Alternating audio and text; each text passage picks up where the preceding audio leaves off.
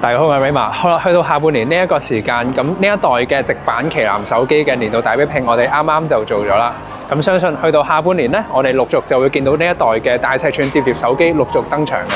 咁今日我哋喺發佈會現場呢一度率先同大家睇到嘅就係 Honor 嘅下一代摺機 Honor Magic V6。咁 Honor 今一代嘅摺機，我哋最主要可以重點期待嘅位置，包括佢嘅熒幕啦，用到 Ultra Thin Glass 嘅材料，咁佢喺熒幕嘅平整度同埋摺痕控制上面有住大提升嘅。專注嘅硬度上面，亦都再喺工藝上面再有升級。咁用起上嚟，佢確實就會係一部好實淨嘅摺機嘅。同埋喺呢一段用咗嘅時間，我哋亦都已經係將佢做咗100到0% 嘅電池續航力實測嘅。咁我哋有8個唔同嘅工作嘅環節，包括有一啲輕度嘅碌下 IG 同埋執相，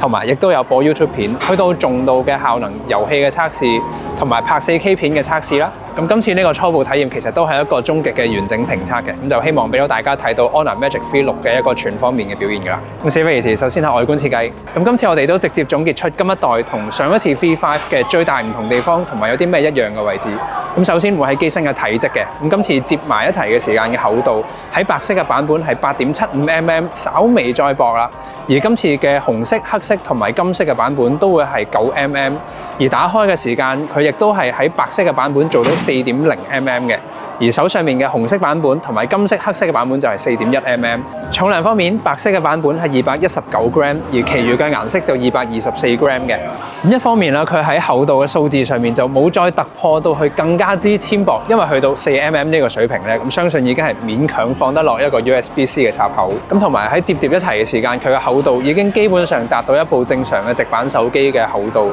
同埋重量㗎啦。咁所以反而今次 Honor 最重點提升嘅位置會喺佢嘅電池容量啦，去到6600mAh嘅。咁佢一個22% 嘅 Silicon Carbon 嘅電池，佢嘅實際能量密度做到921 Wh/L，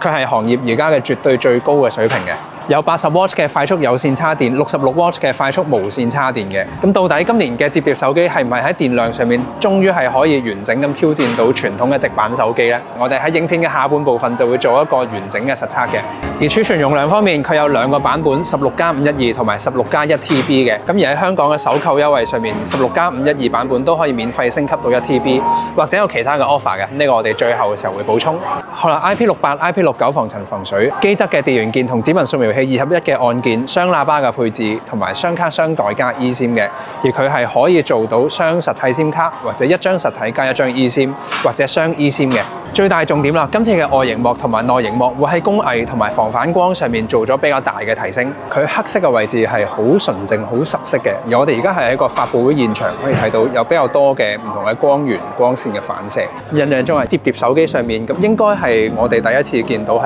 外 mon 呢個位置標籤咗喺螢幕本身嘅防反光，成個螢幕嘅顏色佢會更加鮮明同埋亮麗、純正嘅，咁就可以減少到一啲反光反射對於畫面內容顯示嘅影響，同埋更加重要會喺而家戶外有陽光嘅時間睇到嘅。佢對比起 Honor Magic 8 Pro 高下立見嘅，咁佢喺 Viewfinder 睇影相嘅時間，或者任何內容，佢嘅效果都會再更加大嘅對比度，同埋更加純正嘅效果。咁如果對於實際嘅數字有興趣咧，佢就會係對比起未用呢一個新技術之前，係提升咗10倍嘅抗跌能力，同時間提升咗15倍嘅抗刮嘅能力，有加強咗3倍耐用度一個損耗嘅減少嘅效果嘅。咁佢喺36個月嘅使用入面咧，佢表面嘅塗層都冇一個好大嘅損耗，可以保障到呢個防反光、防刮同埋抗跌嘅能力嘅。而佢嘅外螢幕本身會係一個6.52寸20:9嘅螢幕，咁20:9啦，其實都係好接近，基本上係一樣嘅，同而家直板手機主流19.5:9嘅比例嘅。咁佢用咗呢一部機一個短時間上面，咁呢一個螢幕喺佢嘅顏色顯示同埋喺對比度啦，特別喺防反光塗層嘅幫助之下，佢係做到應該就係唔單止係摺疊手機嘅螢幕入面最好之一嘅，甚至乎喺任何嘅直板手機之上，佢都係一個螢幕顯示效果上面好出眾嘅一個螢幕嘅。而呢個時間係今次嘅最大重點喺內螢幕上面，係一個7.95寸嘅螢幕，9.75:9，比較接近四方嘅比例。咁呢一個尺寸佢唔係一個闊尺寸比例啦，反而係一個傳統嘅一種 book style 嘅一個大尺寸摺疊手機嘅效果。咁我自己用法就的確唔係用佢淨係睇電影或者做一個單一嘅工作，因為見到啦上下會比較多黑邊，同埋其實同我直接咁樣睇冇乜一個好大分別。但係反而呢一種手機嘅用法，我自己會認為係喺佢嘅多工上面會係更加好嘅，因為我哋可以上半下半咁樣去做到2個唔同嘅工作，係一個1+1嘅狀況，未必係做一樣嘢嘅。而 Honor Magic V6 嘅多工界面，咁佢係一個 taskbar 嘅形式，咁就可以喺螢幕嘅底嘅邊位置向上拉，咁喺左下角呢個位置就有2個唔同 template， 佢最多係可以橫向咁樣同一時間開3隻應用程式嘅，而每一隻應用程式我哋都可以再自由調整佢嘅大細。好啦，另一個選擇應用程式嘅方法就可以喺 taskbar 嘅右下角去選擇唔同應用程式嘅目錄菜單嘅。咁喺呢度就所有喺安裝呢部手機上面嘅應用程式可以選擇。好啦，最多可以同時間顯示幾多個應用程式呢？咁橫向嘅多重視窗就係3個嘅。咁第4個應用程式就會用浮動視窗嘅形式喺 on top 上面再去顯示。而同時間同一畫面可以顯示到幾多個應用程式嘅？咁係可以顯示到第4個係浮動視窗，第5個嘅時間佢係會縮到作為咗一個浮動嘅 icon 嘅。好啦，更加多嘅應用程式，佢就會每一次我哋開新應用程式就會用浮動視窗顯示嗰一隻嘅應用程式，而我哋之前嗰啲嘅應用程式就會儲存咗喺後台呢個多工嘅界面上面。咁可以直接撳啦，佢就會做翻一個浮動視窗，咁同時間就可以執行到4個應用程式。而喺內螢幕嘅顯示方面，實際上佢嘅技術就係1至到120Hz 嘅 LTPO 動態刷新率，有支援到4320 Hz 嘅 PWM 調光，而佢嘅反光率係做到1.5%。咁佢嘅內螢幕同埋外螢幕係一樣擁有一個防反光嘅塗層。好啦，我哋喺內螢幕邊角呢啲位置仔細睇到，咁喺出廠嘅時間，佢同絕大部分或者係所有嘅摺疊手機一樣，佢都有一個預設咗嘅保護貼。而呢個係唔建議大家去移除嘅，佢可以幫助到成個螢幕嘅嗰個受力同埋均勻度。而佢就喺表面再加咗防反光，咁佢嘅效果都係有一個好大程度嘅幫助嘅。而相信係大家最重點關注嘅位置，咁佢就喺螢幕嘅平整度同埋中間嘅接痕位置控制啦。佢今次係加咗一個 Ultra Thin Glass 嘅物料嘅，就會係一個好纖薄嘅玻璃材料嘅，佢可以提升到成個面板嘅平整度。特別喺而家閂咗螢幕嘅時間，一啲高光反射嘅位置，佢就好明確嘅。比起上一代嘅 Honor 摺機咧，佢會喺成個螢幕，除咗中間嘅摺疊嘅位置啊，佢喺成個螢幕嘅黑色位置都係睇到一個好平整嘅效果嘅。咁我哋直接挑戰佢嘅極限啦。咁喺而家比較大嘅一啲射燈同埋高光打燈嘅位置，咁再加大側角度嘅時間，咁佢就未係一個完全全平面，咁估計目前嘅科技仍然未係達到一個全平面同埋好完全順滑嘅效果，但係佢做到一個無感摺痕嘅效果嘅。咁喺正面操作嘅時間，同埋我手指撥到上去嘅時間，佢都係屬於一個比較平整嘅效果，唔會影響到日常嘅操作體驗。特別喺有顯示畫面嘅時間，其實喺側角度亦都已經係隱藏咗㗎啦，嗰個摺痕，而會獲得咗一個大螢幕尺寸睇片玩遊戲啦，或者係頭先講到啦，佢可以做到一個多工嘅效果嘅。好，亦都係相信除咗我自己，你哋大家亦都係最關注喺摺機上面耐用度上面嘅。咁但係喺實際嘅體感上面，佢係有再提升嘅。咁主要係 Ultra Thin Glass 嘅內螢幕嘅表面，佢會喺螢幕平整度之外，亦都會喺上手整體嘅實淨感覺加分嘅。甚至係有一個拳擊嘅測試都係完全通過嘅。呢度要注意啊，佢係一個比較大面積嘅物件，咁如果係尖銳物嘅話，咁都係要注意嘅。同埋會喺佢嘅轉軸，呢個係170 kg 嘅壓力測試，佢最高嘅承重力度可以做到170 kg。咁成個人嘅重量放上去，佢係輕鬆通過嘅。咁轉軸同埋外殼做得實淨，主要係保護到裡面嘅呢個柔性摺疊螢幕嘅，因為喺外露摺疊咗手機嘅時間，中間呢個轉軸金屬嘅位置可以保護翻個機身螢幕裡面。好啦，實際嘅操作真係日常我哋會應用嘅狀況之下，咁去到近代已經可以做到一個任意角度圓停。咁今次任意角度嘅圓停冇問題啦。而最細嘅角度，今次可以做到大概呢個位置，咁佢嘅相機模組係會比較大嘅尺寸，因為佢都係一個比較重視冇取捨啦，同埋相機效果會比較好嘅摺機嘅。咁呢個角度，相信其實喺放呢一個手機喺平面或者台面，再做一個低角度影翻上去嘅拍片或者影相已經係足夠嘅。好啦，到最大嘅角度，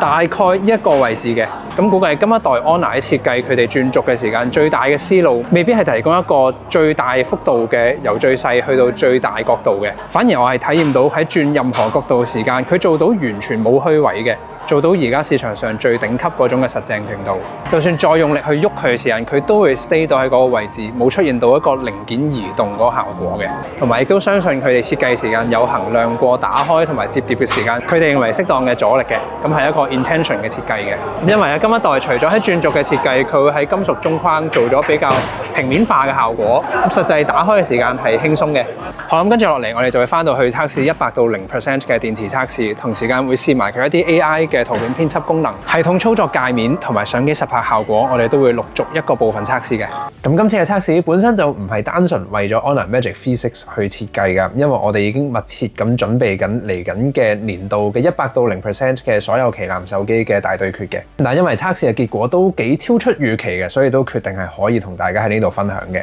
咁首先我哋熒幕光亮度250 nits 嘅第一個回合，我哋有圖片編輯。咁 Honor 原生內建嘅圖片編輯功能就喺 Honor AI 呢一個應用程式裏面係特別有一個 AI Photo Agent 嘅新功能嘅。咁喺呢度就其實已經有一系列嘅圖片編輯，包括係有一件就可以將所有嘅路人、行人移除嘅。而佢嘅效果咧喺一個場景其實本身真係比較複雜，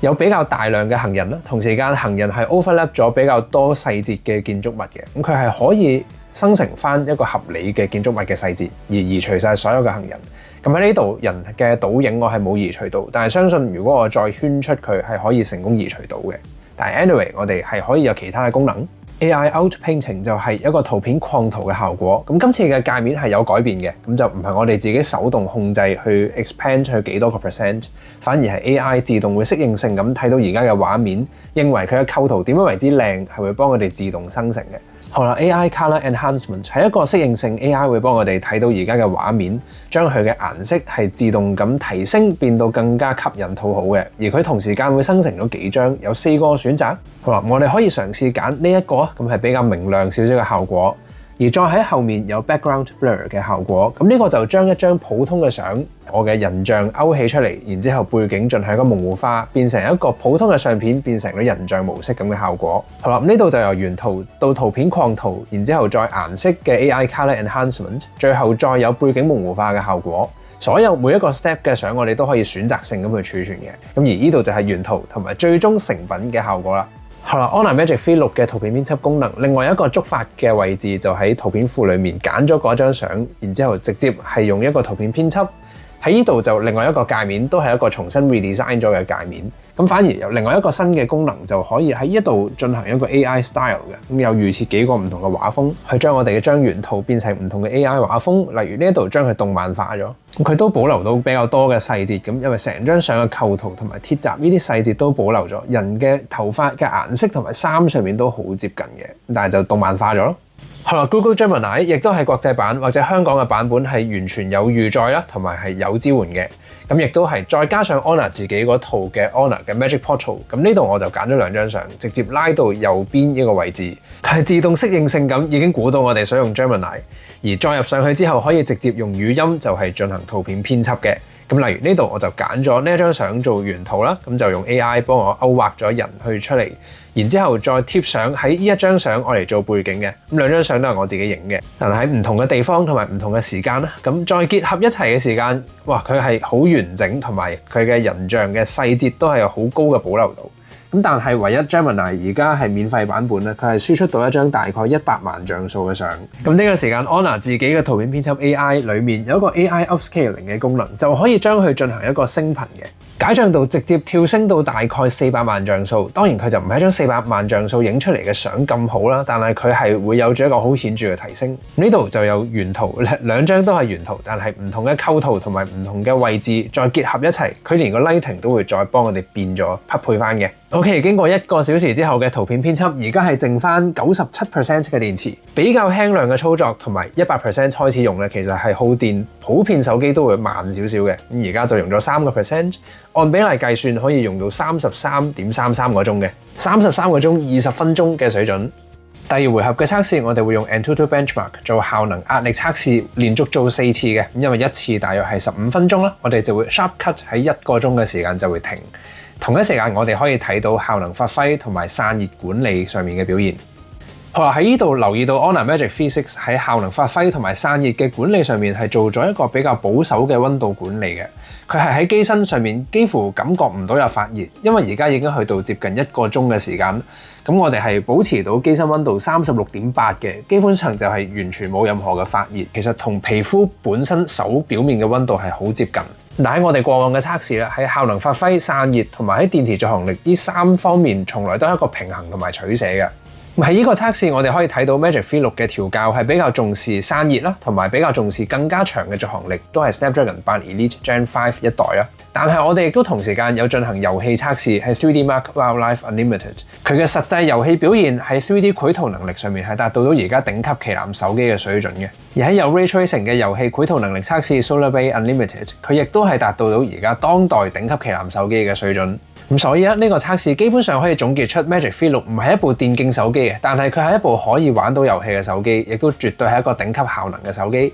好啦，而1個鐘嘅壓力測試通過，仲有87% 嘅電池，反而係 Honor Magic 8 Pro 而家係剩翻84% 嘅電池。好啦，咁喺極高壓嘅測試之下，1個鐘用咗10% 嘅電池，按比例計算，預計可以有10個鐘嘅極高壓嘅持續應用。咁跟住落嚟嘅環節，我哋就幫部機散一散熱，做一個比較簡單嘅測試，就播2個鐘嘅 YouTube， 都係用翻我哋均一250 nits 嘅熒幕光亮度嘅。2個小時嘅 YouTube 影片播放之後 ，Honor Magic V6 嘅電池係剩翻79% 嘅，咁就係用咗8% 嘅電量。同一時間 ，Honor Magic 8 Pro 而家剩翻78%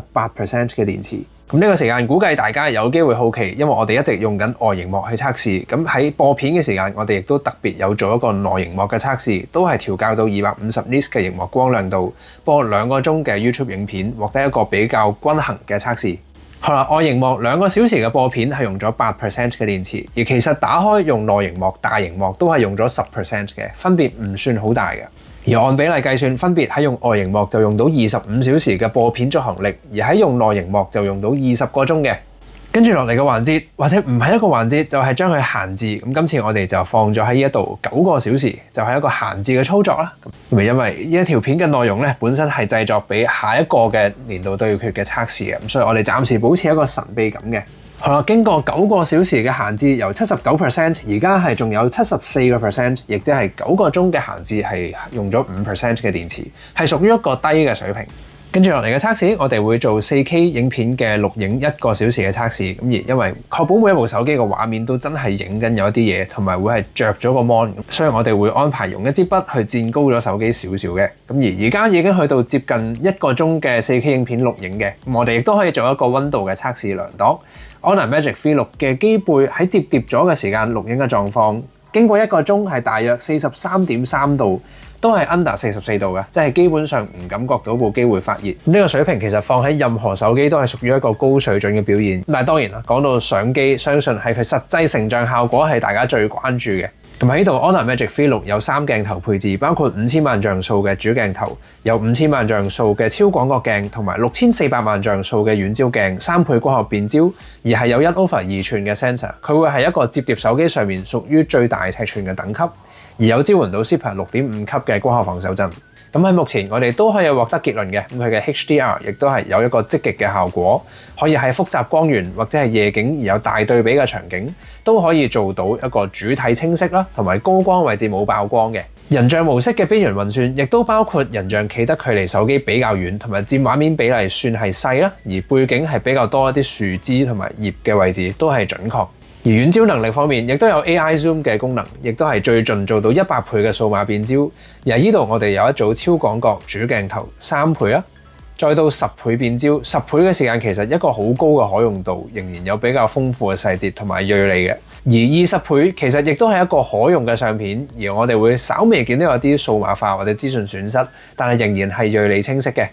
咁相信啦 ，Honor Magic 8 Pro 一個攝影旗艦仍然係有佢存在嘅嗰個意義嘅。咁但係呢一度一般應用應該就足夠嘅。好啦，而1個鐘嘅 4K 影片錄影之後，剩翻57% 嘅電池，咁亦都係用咗17% 嘅電池。而按比例計算，可以用到5.88個鐘，亦就係5個鐘53分鐘，接近6個鐘嘅持續拍片。而對比翻而家呢個時間 ，Honor Magic 8 Pro 係53% 嘅，頭先我哋 Magic V6 係有57% 嘅。咁而跟住落嚟嘅1個鐘，我哋就會用翻都係一樣嘅熒幕光亮度啦。而我哋今次喺 IG 上面會係揾咗一個專門嘅 page， 然之後開咗佢哋嘅其中一個 Reels 嘅 playlist， 咁確保唔同嘅手機都係大概都係播翻一樣嘅內容。好啦，經過1個鐘嘅 IG 短片嘅播放，剩翻50% 嘅電池。而針對呢一個項目嘅測試，我哋係有特別再用翻內螢幕、大螢幕去再做多次測試嘅。唔係喺1個鐘嘅時間用咗8%，對比用外螢幕係7%，其實分別唔大嘅，分別就係12個半鐘同埋14個鐘17分鐘左右嘅。但係相信因為螢幕比例，大家應該係比較常用外螢幕去錄 IG 嘅。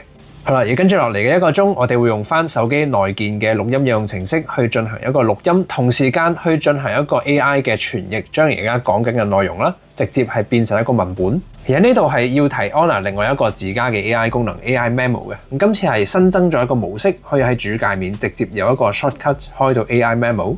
咁點擊進入咗呢個界面，佢就會即時係而家講緊嘅內容，包括有中文、廣東話嘅支援啦。好啦，傳譯之後係可以直接變成一個 mind map。咁呢度就已經係整合咗我哋頭先錄咗嘅一啲內容嘅。而呢度就有 chapter overview 比較簡短嘅一個精簡嘅整合摘要，同埋 minutes 就可以做到一個比較更加詳盡同埋仔細嘅整合摘要嘅。因為呢度我哋嘅測試係去考慮到後續嘅英文版嘅通用性。好啦，而經過1個鐘嘅測試之後，而家有45% 嘅電池，耗電量係用咗5%，而按比例計算就可以一路錄音同埋同時間同步翻譯或者傳譯到20個鐘嘅。而最後一個環節就係1個鐘嘅 3D Mark 遊戲效能測試嘅，模擬我哋打機嘅時間續航力。好啦，去到8個半鐘一個水平，其實所有手機已經冇電，反而係剩翻 Honor Magic 8 Pro 同埋 Honor Magic V6 仲有電。咁額外嘅時間，我哋比較公平嘅測試我哋用一個中度耗電量嘅測試，就係 4K 影片嘅錄影嘅。而首先冇電嘅係 Honor Magic 8 Pro， 今次 Honor Magic V6 作為一部摺機，佢嘅續航力真係俾到驚喜嘅。當然我哋嘅測試大部分時間都係摺埋咗一齊嘅時間去做測試啦。而家最後我哋去到9個鐘17分鐘嘅時間 Honor Magic V6 先至冇電嘅。好啦，同一個圖表，今次係第一次我哋有摺機嘅加入，咁而我哋可以同一時間參考到其他直板手機做咗100到0同一個 rundown 嘅測試嘅續航力實際嘅表現。而其他我哋頭先畫面一直見到嘅其他幾款嘅旗艦手機實際嘅表現效果咧，我哋留待後續我哋另外一個年度大比拼嘅片先至同大家揭曉。嗱，同一時間喺呢個表都睇到嘅 iPhone 同埋 Samsung 嘅電池管理，雖然係5000 mAh 嘅電池，其實佢哋唔係相差一個好大嘅落差。但係今次喺一個摺機上面啦，喺電池續航力上面反而係有住優勢，咁呢個已經屬於驚喜㗎啦。好啦，最後售價方面，香港有2個版本，16+512同16+1TB 嘅，係13999起。而喺首購優惠嘅時間係可以選擇嘅，有免費升級512GB價錢，但係會俾到1TB 嘅 storage。而佢係跟咗一個1年無限次免費維修嘅保養嘅，亦都係1年入邊有2次嘅內外螢幕保護貼更換嘅服務嘅。好啦 ，Plan B 就有一個 Honor 嘅投影機，做到100寸嘅一個投射尺寸範圍，同時間有一個無線耳機，再加頭先講到嘅維修保養方面嘅。最後總結，咁 Honor 嘅大尺寸摺機印象中係由 V3 開始，佢哋嘅競爭力係會比較強大嘅。咁而今一次佢哋就 on top 喺轉軸嘅耐用度啦、實淨程度、內螢幕、外螢幕防反光塗層嘅表現，同埋喺實際嘅顯示效果、軟件功能同埋 AI 功能一直有加上嘅。相機硬件都特別喺 V5 一代開始就已經做到一個無取捨啦。當然未必做到一個頂級最高嘅攝影旗艦，但係佢喺標準嘅一般操作，甚至100倍嘅數碼變焦同埋 Honor 嘅 AI Zoom 嘅功能都加晒上去嘅。最大驚喜嘅，我自己會認為除咗喺個轉軸嘅實淨度，同埋喺外螢幕嘅防反光塗層、內螢幕防反光效果，會係喺佢嘅電池續航力上面嘅。咁喺目前啦，因為2026年呢一代嘅摺疊手機，我哋測試咗嘅數量咧比較有限嘅，未能夠即時確定佢會唔會係今年年度最強嘅摺疊手機嘅。咁但係喺目前我哋測試過就已知道啦，佢會係喺一個軟件同埋喺硬件顯示效果、相機特別喺佢嘅電池續航力上面一個好出眾嘅摺疊手機嘅，甚至乎亦都已經喺電量上面係可以完全持平，甚至超越到一啲直板手機嘅。咁分享到呢度，希望大家中意記得俾 like 同 subscribe 嘅 channel。嚟緊再有新機嘅測試同埋對比評測嘅時間，都會可以歡迎撳鐘仔，第一時間睇到新片嘅製作。下次再見。